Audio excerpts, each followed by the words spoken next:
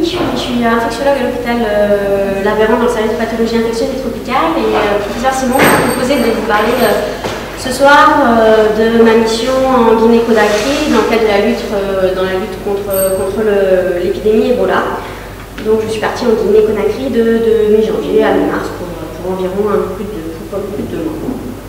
Donc l'Afrique de l'Ouest est confrontée depuis 2014 à une épidémie par le virus Ebola qui est complètement différente des épidémies antérieures de par son extension, de par le nombre de cas, de par la réaction aussi de la communauté internationale et surtout par sa durée. Les trois pays le plus touchés par ce virus étaient le Libéria, le Sierra Leone et la Guinée avec laquelle on a finalement le plus de relations, on va dire, internationales diplomatiques. Avec la France, c'était pour ça qu'on s'est plutôt ancré sur ce pays. Donc la Guinée a été confrontée à 4 vagues pour l'instant épidémiques, dont la plus importante a eu lieu en été et automne 2014. Et nous, vous avez vu, on a été déployés à la fin de cette 3e vague et juste avant la 4e vague qui est en train de s'arrêter actuellement, voire de repartir. Je ne reviendrai pas sur le mode de contamination du virus Ebola, qui vous savez, c'est par contact avec les fluides biologiques des patients symptomatiques, et donc de ce fait, ce sont bien évidemment les soignants qui sont en première ligne et qui sont les premiers touchés par ce virus. En Guinée, on va dire que plus de 170 soignants ont été touchés. Les soignants en Guinée, il y en a beaucoup moins qu'en France, donc c'est une grande partie des personnels soignants guinéens qui ont été touchés, avec un taux de mortalité de 60% environ. Donc c'est dans ce contexte-là que nous avons été déployés dans le cadre de la mission qui s'appelle la mission Tamarin. C'est en fait la première mission à risque biologique qui a été mise en œuvre par le service de santé des armées français. Et c'est un des éléments de la riposte française contre Ebola. Il y a aussi des centres de formation des soignants qui a été mis en place. Mais nous, notre mission, c'était de mettre en place puis de mettre en œuvre un centre dédié au diagnostic et au traitement des personnels de santé confirmés ou suspects d'Ebola. Voilà notre mission. Pour ça, nous avions des impératifs à respecter, des concepts sur lesquels on devait absolument, qui étaient intangibles pour nous. C'est que la population cible, c'était que les soignants, on ne pouvait pas faire la population générale. Mais soignants, c'était large, hein, ça allait de l'hygiéniste aux médecins, mais également aux médecins traditionnels, qui peut aussi participer à la lutte contre Ebola. Donc c'était vraiment tous les acteurs de la lutte Ebola, y compris les chauffeurs de la Croix-Rouge qui allaient chercher des corps. La prise en charge qu'on proposait était spécifique et non spécifique, mais dans tous les cas, on essayait d'être optimisé, on essayait d'occidentaliser un petit peu la prise en charge de ces personnels. Les personnels soignants qui s'occupaient de ces soignants, c'était uniquement des personnels militaires français qui venaient soit des régiments, soit des hôpitaux militaires de toute la France. Et on devait surtout faire attention au côté diplomatique, c'est-à-dire qu'on ne devait pas interférer, on ne devait pas empiéter sur les autres structures déjà en place, que ce soit les structures publiques, privées ou les CTE et les ONG. Donc on devait avoir une place bien particulière. Et on devait proposer une offre de soins qui n'était pas proposée jusqu'à présent, mais qui n'empiétait pas sur celle des autres. Et ça, c'était très important au niveau diplomatique et relationnel. Donc voici le centre de traitement des soignants qui était implanté au niveau juste à côté de la piste de l'aéroport de Conakry-Bessia. Vous voyez que Conakry, c'est une presqu'île, l'aéroport est pas mal, on était implanté ici, ça avait quand même, on était un petit peu loin de la capitale où se passait un petit peu tous les staffs, mais l'avantage c'est que, pour tout ce qui était évacuation sanitaire ou au contraire arrivée de patients par voie aérienne, c'était très pratique. Donc, on avait 100 mètres à faire, donc c'était très simple. Et d'autre part, on était au sein de la base aérienne militaire et on était normalement protégé par les personnels militaires guinéens. C'est vrai que vous savez qu'il y a pas mal de réticences en Guinée, il y avait quelques tirs fournis parfois, mais nous on était bien tranquille dans la base militaire, donc c'était un petit peu plus tranquille. Donc comme vous voyez, ce sont des éléments modulaires, donc c'était sous tente. Et vous avez la zone vie, j'en parlais très brièvement parce que finalement il n'y a pas grand chose à dire. Vous avez là ce hangar où dormaient 130 personnels, donc c'était assez exigu, voilà, on était très proches les uns des autres, et les petits hangars là où on mangeait. Voilà, ça c'était notre zone de vie, c'était assez limité comme vous le voyez. Tout ce qui est au sein de la dalle là, c'était notre zone de travail. Et comme les CTE, en fait, c'était séparé en 3 zones. La zone verte, normalement exemple de virus, où on trouvait ici notre soutien médical pour nous personnels, la pharmacie et le PC médical où on gérait toutes les entrées-sorties. Vous aviez la zone orange là où on trouvait les SAS habillage, déshabillage, les SAS matériels et les SAS pour le laboratoire. Et la zone rouge où se trouvaient les patients. Vous aviez la tente ici qui était la tente qu'on appelait accueil transit pour les patients suspects, qui était séparée en... Chaque patient avait une tente minimisée afin de pas qu'il n'y ait pas de contamination entre les patients suspects. Et la tente d'hospitalisation là, vous voyez, là, pardon, qui était également en tente minimisée individuelle. Vous aviez une tente de réanimation qui se trouvait là pour nos réanimateurs sinon, au sein de cette zone rouge, vous aviez là, on n'a pas une tente qu'on appelait la tente H+, qui était la tente des gens suspects, mais pour nous, parce que forcément, on se doutait bien que sur 2 mois, qu'il y aurait bien quelques syndromes fébriles chez nos personnels, qui donc étaient de ce fait suspects, de par leur activité. Et puis vous aviez là les SAS d'Asri, le SAS morgue. Le SAS d'Asri pour les déchets et le SAS morgue. Au sein de cette zone rouge, 2 petites spécificités. D'une part, l'enclave verte là, c'était la zone communautaire où en fait on a respecté la zone des 2 mètres et où on autorisait les familles à venir autour de tables, de chaises, à venir papoter avec les patients, ce qui leur faisait beaucoup de bien. Et à nous aussi, ce qui nous faisait beaucoup de bien, c'est d'aller les voir à 2 mètres sans tout l'attirail pour parler avec eux et avoir un contact un petit peu plus privilégié. Donc c'est une zone finalement qu'on a bien investie. Et ils avaient une radio, ils jouaient à des jeux, enfin quand ils connaissaient un petit peu mieux. Donc c'était une zone finalement où on a fait des fêtes pour les sorties, on a pas mal vécu finalement, 2 mètres c'est pas grand chose. Et puis cette petite enclave rouge au sein du laboratoire, c'est parce qu'en fait notre laboratoire, au sein de notre tente laboratoire, il y avait un laboratoire P3, c'était une mesoroom avec une pression négative que vous voyez là, c'est une zone panoramique de la tente du laboratoire. Concernant le laboratoire, je vous en parle un petit peu. Je vous ai mis là tous les examens que vous pouvez faire en routine, les examens non spécifiques, on va dire. Donc vous aviez un automate pour la LUM. Les résultats en fait étaient photographiés, scannés et après transmis en informatique quand on était une fois passé en zone verte. Donc vous aviez tout ça pour ce qu'on pouvait faire, c'était assez classique, hein, finalement un bilan assez standard qu'on peut avoir aux urgences chez nous, ce qui était assez complet pour la santé cardiaque. Au niveau des diagnostics différentiels, on avait des tests rapides, PALU, VIH, d'un on ne l'avait pas reçu, mais le mandat d'après nous l'a reçu, et tout ce qui était groupage sanguin, bêta-HCG urinaire pour nos patients. Forcément, et ça c'est le cas dans les CTE également, on n'avait pas de bactériologie, ce qui parfois, je vous avoue, manque un peu. Et puis d'autre part, nous avions aussi au lit du patient un Elstat, donc c'était un piccolo pour la pioche, un piccolo express pour la pioche dans le P3, et au sein des tentes, au lit du malade, on avait la possibilité de faire un Elstat. Voilà, là c'est un réanimateur en train de faire un Elstat un soir pour quand le laboratoire avait des infections et il disait qu'on ne pouvait pas l'utiliser. Donc on a quand même bien utilisé ce petit Elstat, même si nos biologistes étaient très disponibles. Au niveau du diagnostic spécifique, donc c'était une RT-PCR. Donc on avait 2 méthodes, la méthode Altona qui est la méthode validée par l'OMS sur le théâtre, et puis on avait quand même une méthode Roche qui nous a permis de confronter certains résultats qui nous paraissaient un petit peu douteux. On est bien servi, on avait à peu près un délai de 6 heures entre le lit du malade et le résultat rendu par informatique par nos biologistes. Le résultat, comme tous les théâtres, était en semi-quantitatif, en CT, plus le CT est bas, plus la charge virale est haute. Finalement c'était assez simple. Donc, vous avez vu la structure. Après, il a fallu déterminer un petit peu le fonctionnement, et c'était pas plus simple.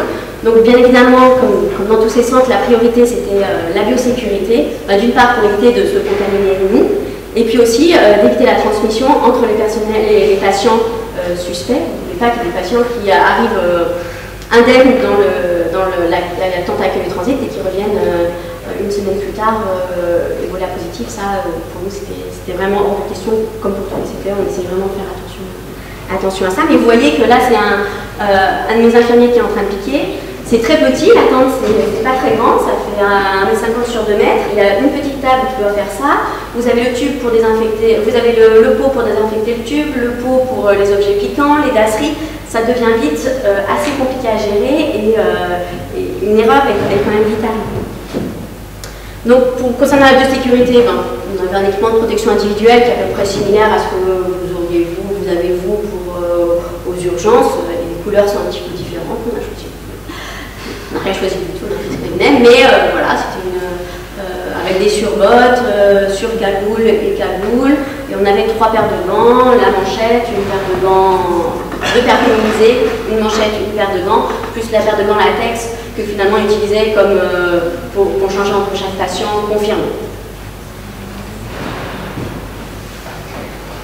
Il a bien sûr fallu faire des circuits de biosécurité, donc à la fois pour nous, pour les patients, pour les corps, pour les prélèvements, pour les déchets. Donc sur le principe, bien évidemment, de la marche en avant, c'est-à-dire que quand on allait voir un patient en accueil transit, on pouvait en aller voir qu'un à la fois, on voyait d'abord, après on passait dans la tente des confirmés, bien évidemment, et on ne pouvait pas voir 2 patients en accueil transit l'un après l'autre, parce qu'on voulait vraiment ne pas faire de transfert de contamination. Et puis on s'entraînait, on avait 10 jours avant l'ouverture, on s'entraînait avec des patients traceurs pour essayer de bien valider ces circuits, qui soient surtout bien fluides pour nos personnels, parce qu'on est beaucoup moins anxieux quand on a une méthode qui marche. Les personnels, donc, on les a formés aux règles de biosécurité et au protocole habillage-déshabillage, bien évidemment, qu'on a drillé avant l'ouverture. En fait, on les avait préparés avant de venir, et en fait, on a dû tout réinventer du fait des contraintes de travail. C'est-à-dire qu'on s'était entraîné au mois de janvier à La Valbonne, qui est juste à côté de Lyon, où il faisait moins 5 degrés. Et là, on s'est retrouvé à 30 degrés avec 80% d'humidité. Les contraintes physiologiques sont absolument pas les mêmes. On s'est retrouvé avec des problèmes en plus. Donc on a fallu tout réadapter ces protocoles. Il y avait de la chaleur, l'humidité comme je vous l'ai dit. Les EPI sont temps, c'est ce qu'on leur demande, mais du coup c'est sûr qu'on chauffe à l'intérieur. Il y a quand même l'anxiété quand on rentre pour la première fois sur un dévolage. Ça joue un petit peu, quand il y a un patient qui saigne, ça stresse un petit peu. Et puis l'instabilité électrique, c'est-à-dire que nos tentes étaient partiellement climatisées, mais on sentait bien la différence qu'il n'y avait plus d'électricité, qu'elle ne l'était plus du tout. Et je vous assure qu'au début du montage, on restait 3/4 d'heure. Après, on climatisait à la fin, on restait 1h30, 2 heures sans problème. Mais quand il n'y avait pas la clim, au bout de 20-30 minutes, on partait parce que c'était vraiment très compliqué de gérer, il y a eu des vrais malaises. Donc nous, là vous avez par exemple cette petite courte, ça c'est notre neurologue qui est fanat des contraintes physiologiques, qui a en fait étudié la température corporelle grâce à des vidéocapsules tout au long de notre passage en EPI. Et on prend, là on était rentré à 37,4, on est sorti à 37,9, voilà c'est la règle générale, on finit au-dessus de 38 en tout cas, avec une tachycardie, là je ne vais pas m'y marquer, mais avec une tachycardie de compensation qui s'efflagrant. Donc c'est pour ça que pour le déshabillage, du coup on a choisi le déshabilleur, qui pour nous nous permettait d'être tranquille parce qu'il y avait quand même beaucoup de personnel, beaucoup de rentrées. Et un déshabilleur, c'était assez rentable, ça déstressait le personnel parce qu'on sort au bout d'une heure et demie dedans, on commence à être très fatigué, à faire beaucoup de bêtises, à réfléchir beaucoup moins bien, surtout quand il n'y avait pas la clim. Donc du coup, le déshabilleur, vous arrivez comme ça et vous vous laissez faire. Voilà. Non mais voilà. Alors il y a des relations privilégiées, qui s'instaurent avec le déshabilleur, bien évidemment. Non, parce que vous sentez bien que lui ne fera pas de bêtises parce qu'il est tout frais, et c'est quand même je vous assure que c'est très rassurant. On essaie les deux, et c'est extrêmement rassurant, et pour tous nos paramédicaux aussi. Pour la prise en charge des patients suspects, rapidement, on n'a pas inventé la poudre. Pour les patients suspects, on les a hydratés s'ils avaient besoin. Traitement symptomatique, un traitement spécifique qui se basait sur ce qu'on avait sur la clinique, qui parfois était modeste du fait de l'EPI, et la clinique qui était modeste puisqu'on n'avait pas de bactériaux, pas de choses comme ça. C'est-à-dire une diarrhée fébrile, des chloroquinolones, une angine dynamocystine, etc. Une suspicion de palu ou un test rapide palu, et on avait de l'artésine. Et puis, dans certains cas, quand c'était des infirmiers qui étaient sous chimoprophylaxie, des infirmiers français sous chimoprophylaxie, il fallait bien penser là-dessus la chimoprophylaxie antipaludique. Et puis surtout, les souvenirs moléralement, parce qu'on a eu 2 de nos personnels qui sont passés en tente H+, 48 heures, il paraît que c'est pas facile du tout. J'ai eu de la chance, mais il paraît que c'est très... On est vraiment isolé et que c'est très avec le stress, l'isolement, que psychologiquement c'est pas évident. On avait une psychologue, donc du coup elle s'occupait de ce soutien-là, mais c'était pas indispensable parce que même des infirmiers bien robustes, on les a sentis un petit peu fléchis.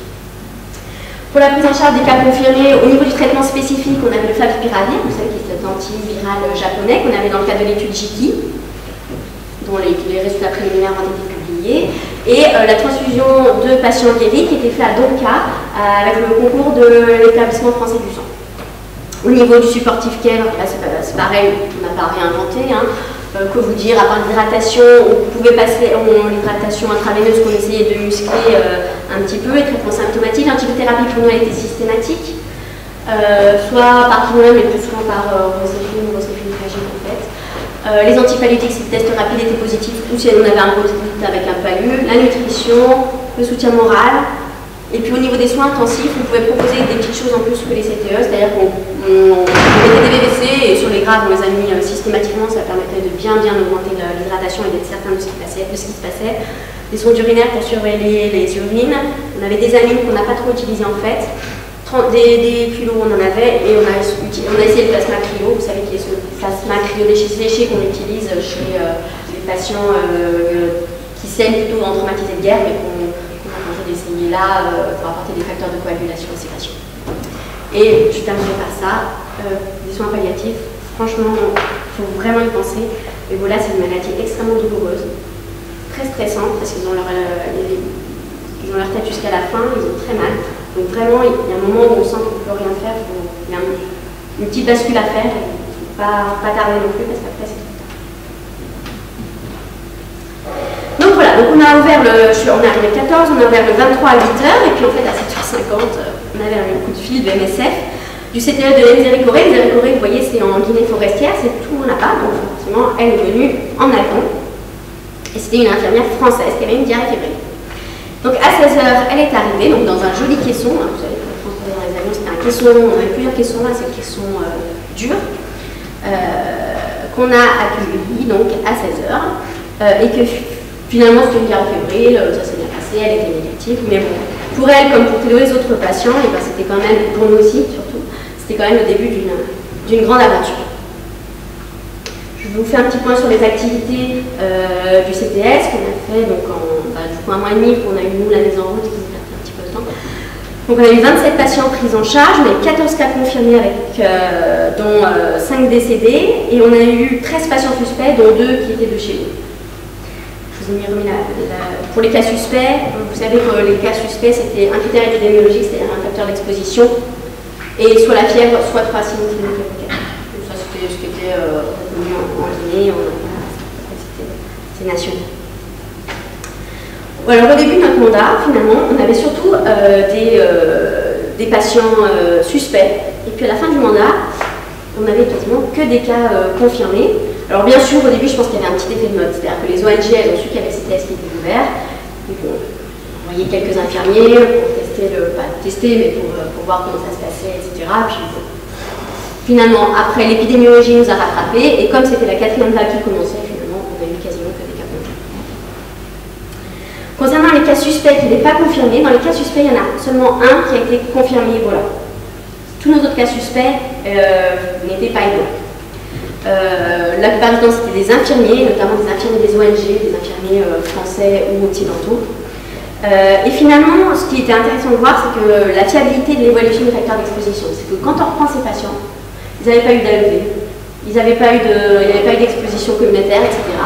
Donc finalement, c'était assez fiable, ils n'étaient pas Ebola. Et ça, on retrouvait bien, quand on n'a pas de facteur d'exposition, on retrouve très rarement. Donc ça, c'était assez rassurant, et ça a beaucoup rassuré nos personnels aussi. Ce qui était intéressant de noter, vous savez que pour être considéré comme négatif, il faut 2 PCR à 48 heures d'intervalle, ou plus souvent. Toutes les PCR qui étaient négatives à J0 l'ont été à J2. Il n'y a pas eu de positive de la PCR à 48 heures. Et ça, c'est intéressant de voir. On dit 48 heures classiquement, c'était parce que c'était les tests antigéniques qui avaient été testés. C'est vrai qu'avec la PCR, il y a peu de positifs. Les diagnostics différentiels, enfin les diagnostics finaux de ces patients suspects, c'est classique, c'est très classique, c'est du communautaire, c'est de la diarrhée fébrile, c'est des bronchites, pneumopathie, angine, et puis on a eu quelques cas de paludisme. reste assez classique par rapport à ce qu'on peut voir. Mais après, c'est vrai qu'on n'avait pas beaucoup d'éléments de diagnostic biologique de confirmation, donc c'était assez attendu. Concernant les cas confirmés, donc il y a eu 14 patients, 32 ans en moyenne, essentiellement des hommes, on n'a évidemment eu qu'une femme, essentiellement des médecins. Il y a eu bien sûr des hygiénistes, des médecins traditionnels, d'autres choses, mais c'était essentiellement des médecins. La durée d'incubation, impossible de savoir. C'était très compliqué, en gros, entre 1 et 2 semaines, mais je ne peux pas vous en dire plus. Le délai entre le J0 et la prise en charge, environ de 4 jours. Ce qui était intéressant de voir, c'est pour nos personnels, c'est pareil, ça les rassurait beaucoup. Les gens qui travaillaient dans les CTE avec les EPI, 0% de non contaminés. Ils travaillaient tout le temps dans des centres de soins qui finalement ne se protégeaient pas aux urgences, à la maternité ou dans les dispensaires, mais pas au CTE. Donc ça, là aussi pour nos personnels, ça permettait de les rassurer un petit peu. Donc CTE, si on veut bien les choses, c'est clair. Les régions de contamination, c'était conformément à l'épidémiologie dans la région de Conakry. Je vous ai mis aussi quelques délais entre le J0 et DCS, c'est 8 jours, comme on le voit dans la littérature. Les cas confirmés guéris, la sortie délai médian, c'est 14 jours, parce qu'en fait, avec l'étude JP, on est obligé de garder 14 jours, donc c'était un peu biaisé par cette étude. Donc voici en moyenne les caractéristiques des cas confirmés. L'évaluation du risque d'exposition, là par contre, vous voyez, on retrouvait le plus souvent un risque d'exposition, donc ça vient finalement avec notre définition de cas suspect ou probable. La présentation clinique à J0, essentiellement, je vous apprends rien, c'est ce qu'on connaît, c'est une altération d'état général fébrile dans quasiment 100% des cas, un syndrome digestif, 62% des cas, et un syndrome algique diffus. Les syndromes hémorragiques sont extrêmement rares. Par contre, ce que vous pouvez voir fréquemment, ce qu'on voit très rapidement, c'est l'injection conjonctivale qui est assez fréquente, même dans les cas sévères, mais qui est très très classique et qui parfois, je me souviens d'une maternité, ils ont fait des diagnostic sur une parturiente parce qu'elle avait des yeux injectés de sang. Ils se sont rendus compte qu'il y avait 80 personnels soignants qui avaient été contactés. Concernant le facteur pronostic, ce qui semble lier la mortalité, ce sont bien sûr les signes hémorragiques, mais également les signes digestifs qui sont plus importants chez les patients qui vont mourir. Mais j'ai envie de vous dire, ceux qui vont mourir, quand ils sortent de l'ambulance, on le sait, c'est qu'ils n'arrivent pas à marcher tout seuls. Dès que vous avez besoin de tenir, là c'était 2 médecins traditionnels qui sont arrivés très tardivement et en catastrophique, voilà, on était obligé de les tenir pour qu'ils descendent. Voilà, ils sont morts quelques jours après. Si vous voulez, on le sent un petit peu quand même à l'avance et on a beau essayer on a beau faire ce qu'on peut, on le sent à l'avance quand on va pas y arriver. Concernant les patients guéris, là je vous ai fait une petite chronologie des signes. A priori, en basant tout sur J0, le début des symptômes. Tout d'abord, donc un syndrome altération générale fébrile, puis des signes digestifs, et puis après secondairement des douleurs diffuses avec des signes parfois rhumatologiques focaux à type de ténosynovite ou même d'arthrite. Et puis l'injection conjonctivale qui arrive à peu près en même temps ou juste avant la négativation de la charge virale, ça c'était assez classique. Par contre, chez les patients guéris, on n'a jamais eu d'hémorragie majeure. Tous ceux qui ont saigné malheureusement sont décédés. Concernant les bilans biologiques, la charge virale à J0 était bien évidemment liée à la mortalité. Plus on a une charge virale élevée, le plus souvent inférieure à 20, avec un CT inférieur à 20, plus on va décéder. Et les facteurs pronostiques que nous avons retrouvés pour la mortalité, c'est la fonction rénale. Et ça, c'est toutes les études l'ont retrouvé. L'absence d'une cytolyse, alors là, je me suis trompée. Là, c'est prédominant sur les azates, excusez-moi, c'est une erreur. Mais pourquoi les azates? Parce qu'il y a une énorme rhabdomyolyse, et ce qui semble aussi lié à la mortalité. Et vous voyez là les 3 tubes en haut, un patient qui n'a pas Ebola, un patient qui a un Ebola en train de guérir, et à la fin, un patient Ebola juste avant qu'il meure. Vous voyez la rhabdomyolyse qu'on voit à l'œil nu. Le biologiste, limite, il n'a pas besoin de faire la question. Quand il voyait ce genre de choses-là, c'était assez amusant parce qu'il disait ça. Je pense que ça sera positif et effectivement, il avait raison. Concernant les accidents d'exposition virale, parce que j'en avais la charge, finalement, on a eu beaucoup d'accidents d'exposition virale, 47 au total, mais c'est vrai qu'il y avait quand même beaucoup d'entrées. On essayait de faire un rythme occidental, donc il y avait une visite, une contrôle médicale, il y avait une visite toutes les 4 heures par médecin. d'infirmiers, pardon. Donc il y avait quand même beaucoup de passages. Nous, on s'est basé sur la recommandation du HACCP pour ça, et le plus souvent, c'était des risques extrêmement faibles, avec heureusement zéro contamination. Donc voilà, c'était juste pour vous parler un petit peu de cette expérience-là, qui est quand même une expérience exceptionnelle, et qui, voilà, c'est un grand moment d'humilité, on va dire, dans cette maladie qu'on connaît encore peu, et très très intéressant, surtout la mise en route, qui est assez intéressante. Voilà. Merci.